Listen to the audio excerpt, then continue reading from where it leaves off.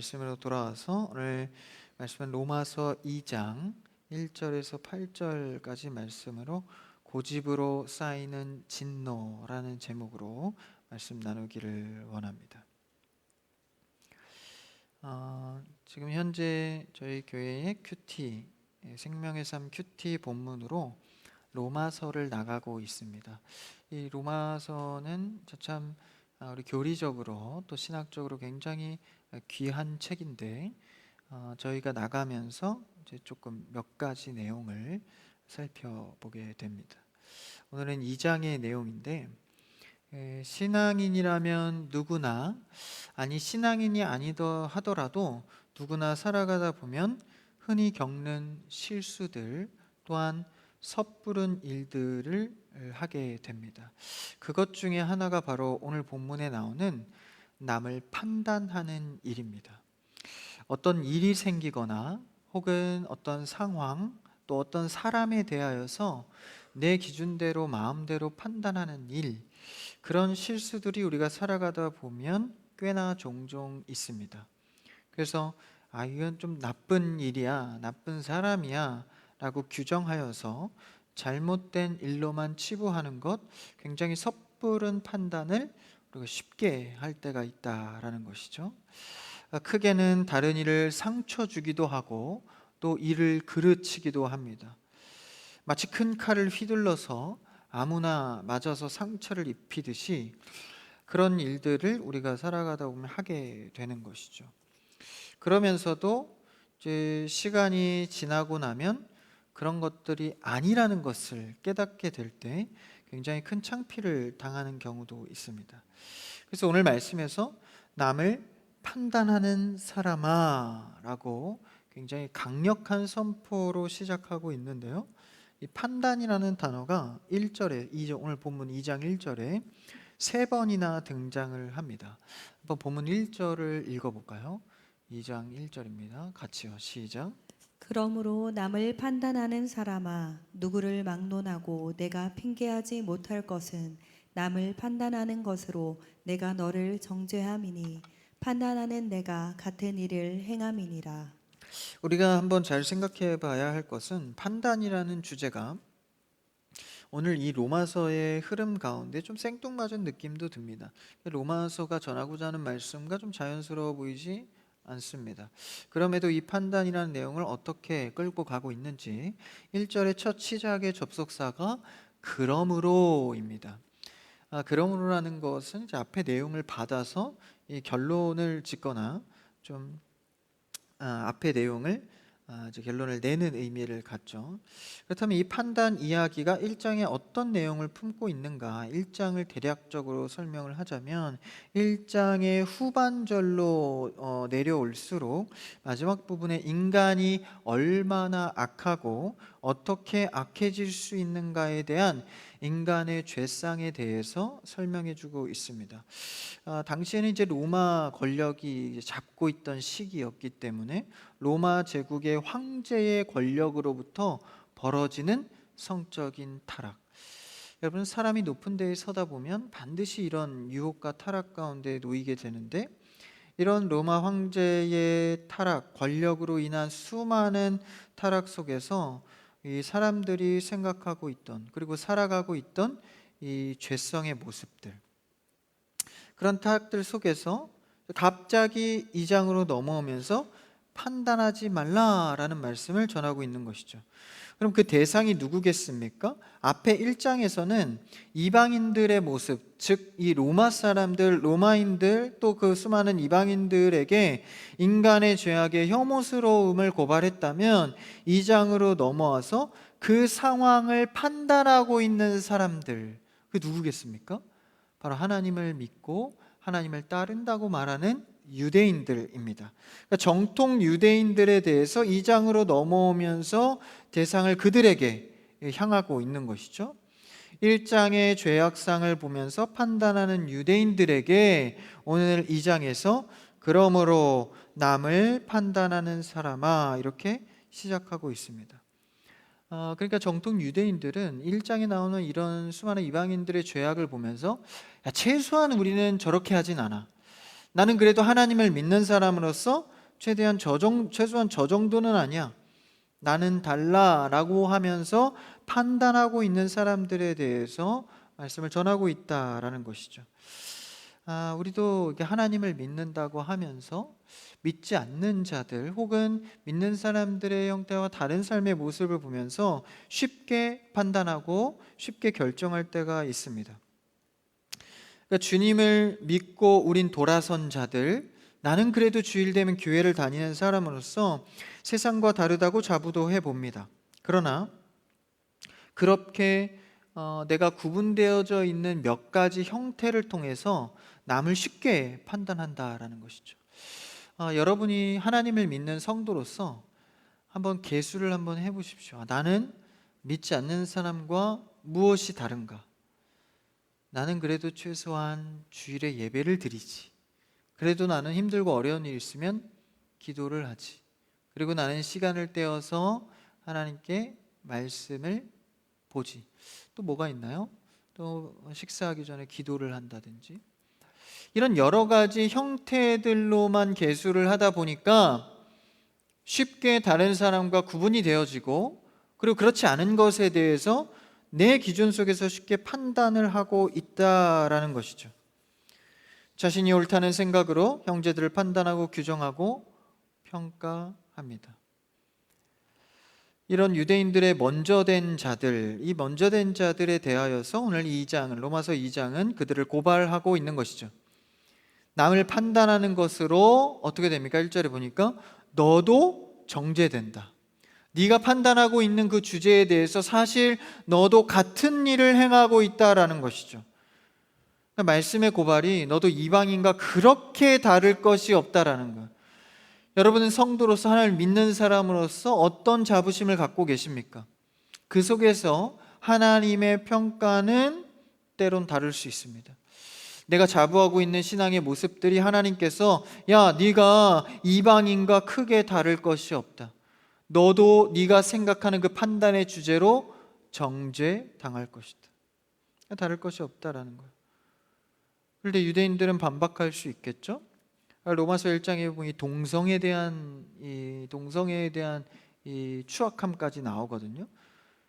나는 동성애 같은 일도 안 했고 거스르는 짓도 안 해. 최소한 그런 일까지는 안 했는데 세상과 내가 무엇이 같다고 말하는 것인가 라고 생각할 수 있습니다. 한번 2절을 읽어볼까요? 그 다음 절 2절 시작. 이런 일을 행하는 자에게 하나님의 심판이 진리대로 되는 줄 우리가 아노라. 2절에 보니까 이런 일을 행하는 자, 남을 쉽게 판단하고 자신의 기준대로 정죄하는 자에 대해서 그 기준대로 너도 똑같이 정죄를 받는다고 1절에 말했는데 하나님의 그 심판이 진리대로 된다. 여기서 말하는 진리는 우리가 흔히 생각하는 하나님의 말씀은 아닙니다. 그럼 여기서 말하는 진리의 단어의 뜻이 무엇일까? 이 신약 성경은 고대 언어인 헬라어로 기록이 되었는데 헬라어에서 이 진리라는 단어를 오늘 채택한 이 단어를 보면 진리의 의미가 사뭇 좀 다릅니다. 여기서 말하는 진리는 현실 그대로의 실체를 말합니다. 그러니까 진짜 실체, 그러니까 주관적인 거 말고 객관적이라고 말할 수 있는 진짜 실체를 오늘 표현해 진리라고 말했습니다. 그러니까 개인적으로 저마다 생각하는 공정성이 아니라 누구나 생각할 수 있는 사실, 진짜 진리의 공정성을 말하고 있습니다. 그럼 사실 인간 사이에 있는 공정성은 우리가 정한 것이죠. 그러니까 우리 안으로부터 나온 것이 아니라 외부로부터 정해진 규정은 무엇일까요? 사실 그것이 진짜 공정함일 텐데 그 공정함에 따라서 심판을 받게 될 것이다. 그러면 한 가지 예만 들어볼까요? 우리 로마서에 나오는 이 정욕의 죄들을 한번 우리가 생각해 보면 예수님께서 이 정욕의 죄, 간음, 음욕하는 것 이런 것을 평가할 때 뭐라고 설명했냐면 마음으로 음욕을 품은 것만으로도 죄다라고 했습니다. 이게 예수님의 간음의 규정입니다. 그런데 유대인들은 어땠죠? 실제 간음한 자들, 이 가정을 깨고 다른 여인, 다른 남편을 취하는 자들, 그리고 함부로 다른 여인을 탐하는 자들, 이런 자들에 대해서 간음했다라고 규정했다는 것이죠. 유대인들의 간음의 기준은 그 일을 실행했는가 안 했는가로 규정했습니다. 예수님 평가는 어땠죠? 마음으로 음욕을 품었을 때 간음이다. 그러니까 예수님의 기준으로 볼 때 예수님이 이제 본질적인 기준을 삼으신 거죠. 음욕을 품은 자마다 이미 마음에 간음한 것이다. 여러분, 그렇다면 이 기준에서 피할 자가 어디 있겠습니까? 누구도 자유할 수 없죠. 그러니 1절에서 네 마음대로 판단한 네가 그런 똑같은 일을 하였다라고 말하는 것입니다. 그러니까 2절에서 말하는 진리대로 심판을 받게 된다는 것은 하나님 편에서의 진짜 본질의 실체, 마음의 동기, 마음의 실체로부터 심판을 받게 될 것이다. 자유할 자가 없죠. 이 심판을 피해갈 자가 없습니다. 그러니까 누가 무엇을 했는가, 하지 않았는가, 겉으로 드러났는가, 그것에 대해서 심판받는 게 아니라 마음의 음욕을 푸는 것까지 죄라고 하는 하나님의 규정 속에서 심판을 받게 된다라는 것이죠. 이 말씀대로라면 주님 외에는 누구도 함부로 판단할 수 없다라는 것입니다. 왜냐하면 그 마음의 실체까지, 그러니까 진리대로 심판을 받을진데 그 실체가 마음의 음욕까지인데 누가 누구를 판단할 수 있겠습니까? 우리의 마음을 아시는 주님께서 정확한 공의대로 심판하실 때 우리는 그것을 보게 되는 것이죠. 근데 내가 다른 일을 향하여서 마치 마음의 음욕과 마음의 본질을 다 꿰뚫고 있는 양 남을 판단하는 일들은 자신도 그것에 대해서 정죄를 받는다라는 것이죠. 그러니까 이것을 누가 알 수 있으며 누가 판단할 수 있겠습니까? 그러니까 내 자신도 내가 스스로 모를 때가 많아요. 근데 내 자신의 속의 본질까지 누가 나를 판단할 수 있겠습니까? 그러니 우리는 죄에 대해서, 다른 사람의 죄에 대해서 평가하고 판단하는 것을 그치고 나와 하나님과의 끊임없는 1대1 관계 속에서 씨름을 해야 합니다. 마음의 생각까지 하나님께 토로하고 주님께 나아가는 것이죠. 세상 사람들의 지저분한 죄들, 나는 안 하는 것처럼 판단하지만 우리도 속에 품은 마음을 헤아려 보면 다 똑같다라는 것이죠. 이런 실체에 대해서 우리는 하나님 앞에 나를 더 깊이 생각해 봐야 합니다. 진짜 하나님이 말씀하시는 진리대로의 심판, 진리대로의 내 마음속에 있는 실체, 우리는 하나님 앞에 나를 더 비춰내야 하는 것이죠. 판단은 누가 합니까? 이 판단은 주님이 하신다라는 것이죠. 그래서 우리가 서로를 판단하는 것이 아니라 내 안에 깊은 곳의 실체에 대해서 하나님께 가지고 나와 고백하며 내 자신을 먼저 봐야 하는 것이죠. 세상에서도요, 남을 꾸짖고 남을 정죄하기 전에 자신을 먼저 보라고 말하죠. 세상도 그러할진데 우리 역시도 내 마음의 깊은 곳의 실체까지 나를 먼저 봐야 한다라는 것입니다. 우리가 사는 모든 삶의 순간순간들은요, 모든 삶의 과제들, 일들은 하나님께서 우리에게 맡기신 일들입니다. 그러니까 내가 내 일이라고 생각하는 일이 없다라는 거예요. 나에게 주어진 가정도, 자녀도, 내가 하는 일도, 전공도 내가 선택해서 열심히 하는 것 같지만 하나님께서 나에게 맡겨진 것이라는 것이죠. 하나님이 나에게 맡겼는데 누가 누구의 죄를 판단할 수 있겠습니까? 맡은 자에게 구할 것은 그저 오직 충성이다라는 것이죠. 맡겨진 일에 대해서 누가 누구에게 책임을 묻고 누가 누구에게 죄를 판단하겠어요? 여러분, 십자가 앞에 우리는 모두 죄인입니다. 피할 자가 없죠. 그 마음의 실체를 뒤집어 깠을 때 누구도 피할 자가 없습니다. 그래서 로마서 1장에서 말하는 이방에서 벌어지는 이런 죄악들, 나는 아닌 것처럼 말하지만 그것을 판단하고 규정하는 너도 마찬가지다. 1장의 그가 바로 2장의 나다라는 것이죠. 그래서 뭐라고 권면합니까? 3절 한번 읽어볼까요? 오늘 보면 3절 시작. 이런 일을 행하는 자를 판단하고도 같은 일을 행하는 사람아, 내가 하나님의 심판을 피할 줄로 생각하느냐. 이런 일을 행하고 하나님의 심판을 피할 수 있겠느냐? 누구도 이 심판을 피할 수 없다는 것이죠. 그래서 4절에 뭐라고 권면합니까? 4절 그 다음 절 읽어볼까요? 시작. 혹 내가 하나님의 인자하심이 너를 인도하여 회개하게 하심을 알지 못하여 그의 인자하심과 용납하심과 길이 참으심이 풍성함을 멸시하느냐. 아무도 이 판단 기준에서 피할 수 있는 자가 없는데, 그러니 판단보다 자신을 보고 진정한 회개로 하나님 앞에 나아가라는 것이죠. 그럼에도 불구하고 계속 판단하고 자신은 아닌 것처럼 죄 앞에 하나님 앞에 죄를 비춰내지 않으면, 이거 하지 않으면 결론은 인자하심과 용납하심과 오래 참으심, 이런 풍성한 하나님을 멸시하는 일이 된다라는 것이죠. 여러분, 하루속히 판단을 그치시고 자신을 하나님 앞에 비춰내시어 회개로 나아가는 여러분 되기를 축복합니다. 이것을 늦추면 하나님을 계속 멸시하는 꼴이 된다라는 거예요. 그러면서 은근히 결론은 뭡니까? 하나님의 인자하심과 풍성함의 소망적 메시지를 담아주고 있는 거예요. 그래서 판단을 그치고 돌아오면 뭐가 있다라는 거예요? 하나님의 용납하심, 오래 참으심으로 우리에게 하나님의 인자하심의 용서가 있다라는 것이죠. 하나님의 이 자비하심에 기대어 살아가는 우리가 되어야 할 줄 믿습니다. 하나님의 이 자비하심을 멸시함으로 여러분이 취급하지 않도록 말이죠.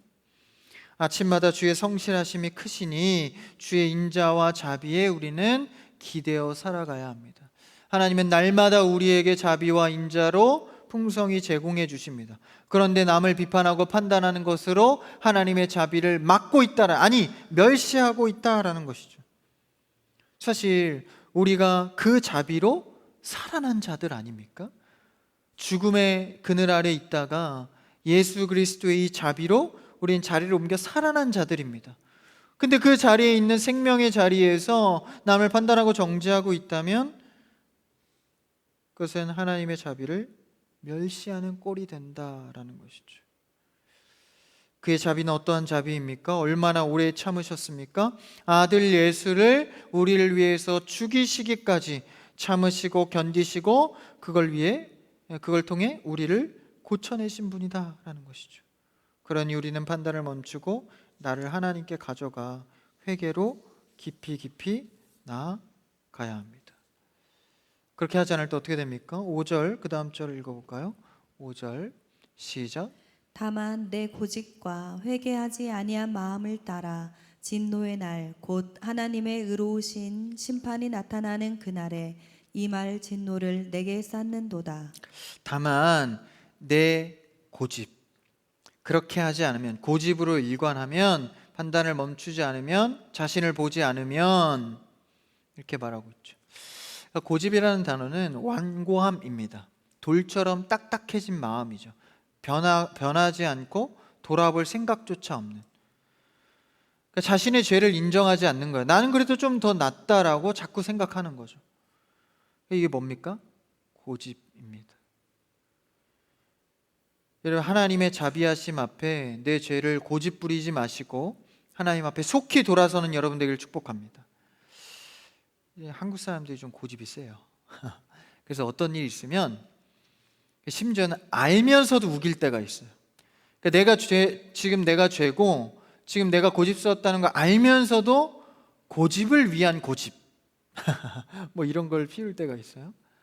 근데 하나님 앞에 그렇게 하지 말라는 거예요. 나는 잘못한 것 없어. 아니, 잘못한 것을 돌아볼 생각조차 없는 그 고집 앞에 우리가 무엇에 대해서 우리가 5절에 이 고집을 부리지 말라는 거예요. 그 뒤에 5절 후반절에 보면 하나님의 의로우신 심판이 나타나는 그날에 이 말 진노를 내게 쌓는도다. 이 고집을 자꾸 부리면 어떤 결과를 초래한대요? 쌓는데요. 이 고집으로 인해서 하나님의 진노를 쌓는다라는 거예요. 다시 말하면 마일리지를 적립한다는 거예요. 나도 모르게. 그래서 오늘 고집으로 인한 진노의 마일리지 이렇게 제목을 달려다가 괜히 좀 농담 섞인 느낌일까 봐. 근데 정확한 표현입니다.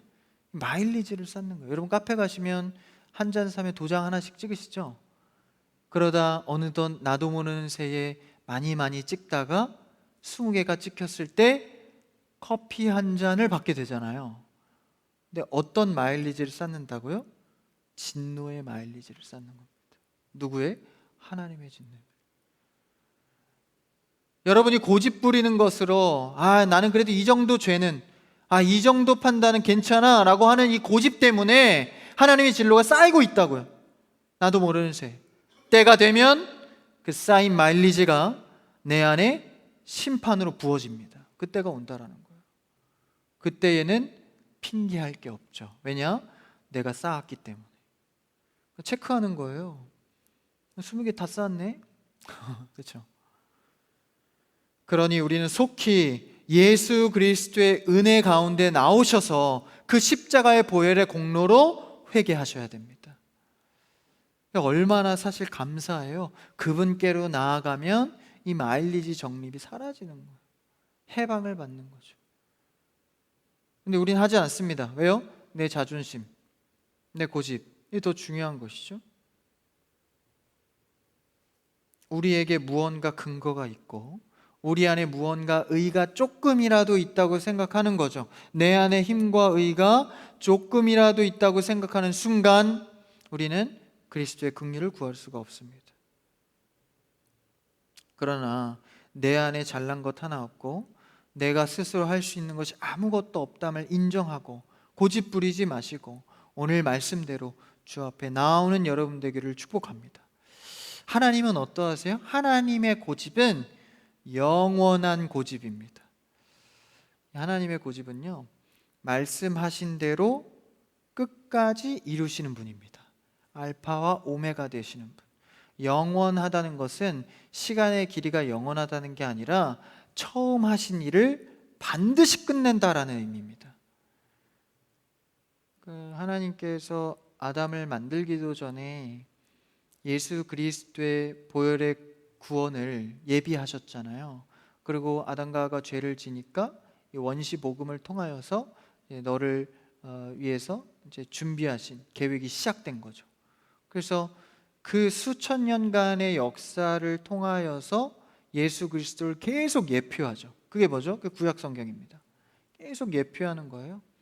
결국 인간의 죄성과 인간의 타락을 뚫고 신약에서 그리스도를 반드시 보내십니다. 그리고 십자가에 달아 죽이시고 우리를 구원하시죠. 그러니까 이 고집을 볼 때, 이 예수 그리스도의 약속을 이루시는 그 분을 볼 때 우리의 고집을 빨리 저버려야 돼요.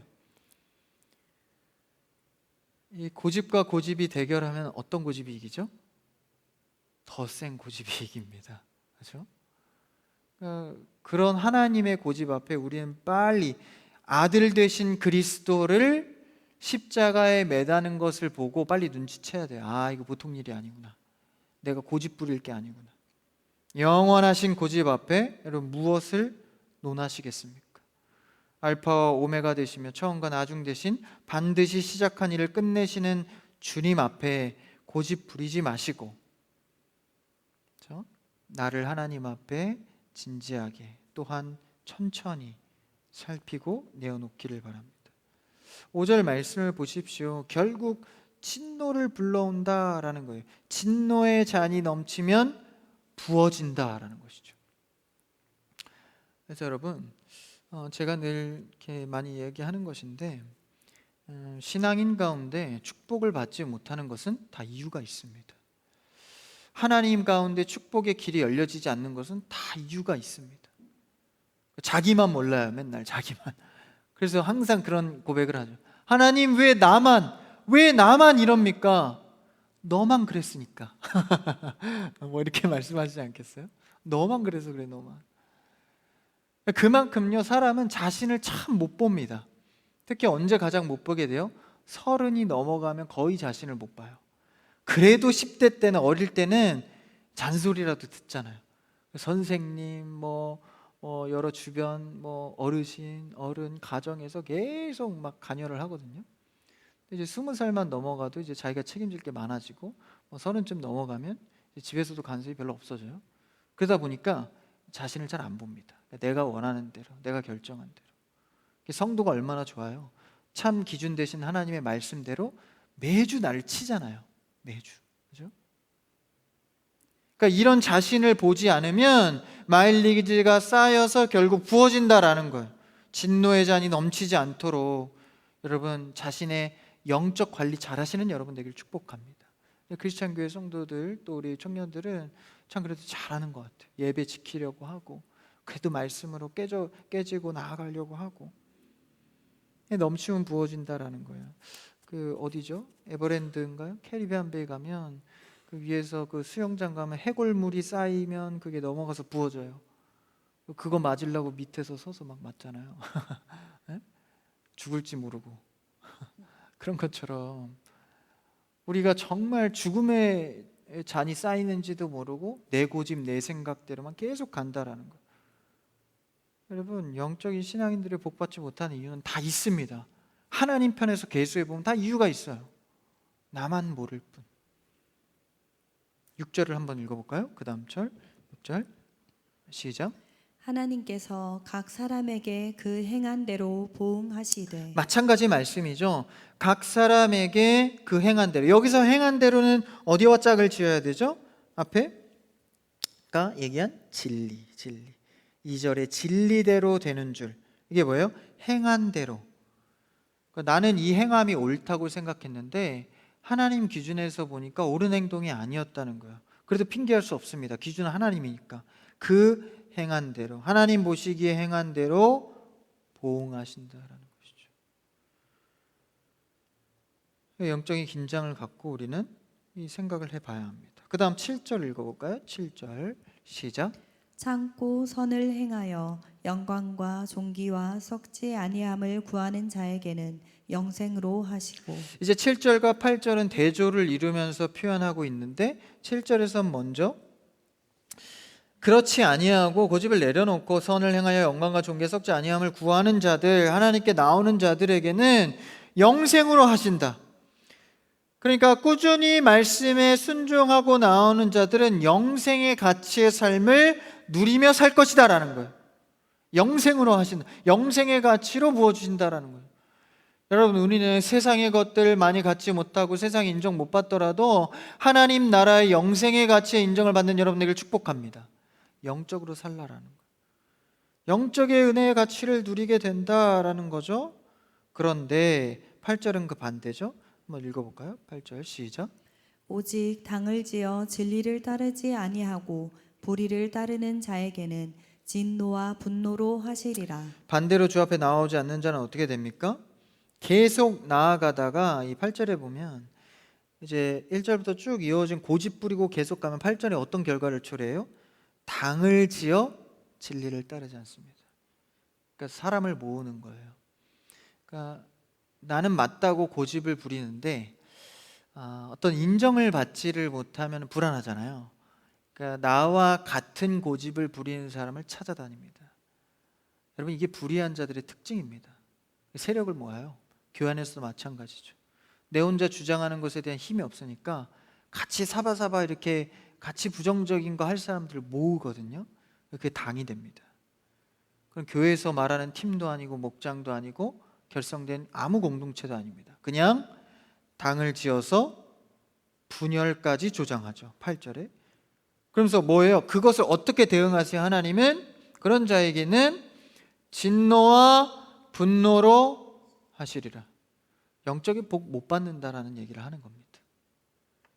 그래서 우리가 조심해야 될 것은 무엇입니까?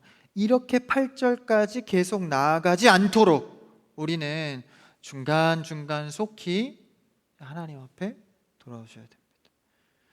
우리는 완고한데 고집을 내려놓고 사람과 상황을 판단하는 것을 내려놓고 나를 주님 앞에 그리스도의 기준 앞에 나를 비추시고 겸손하게 회개로 나아가는 여러분 되기를 축복합니다.